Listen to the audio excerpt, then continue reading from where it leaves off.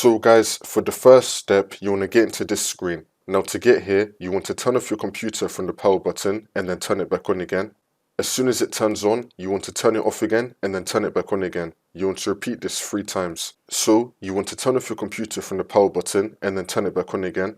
As soon as it turns on, you want to turn it off again and then turn it back on again. You want to repeat this 3 times, and then on the 4th time, when you turn your computer on again, it will then take you into this screen. It's going to be saying that your PC did not start correctly. You want to click on Advanced Options. And then once you're on this, you want to click on Troubleshoot, Advanced Options, and then Command Prompt.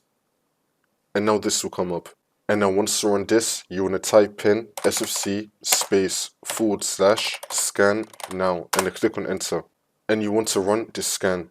Wait for this to load. I'm going to skip the video to when the scan will be fully completed. And now once that's been done, now you want to type in chkdsk /c:/f//r and then click on Enter. And you want to run this scan as well. Wait for this to load. Once you complete both those scans, we can now close out of this. Now you want to continue to Windows, and then the problem should be fixed.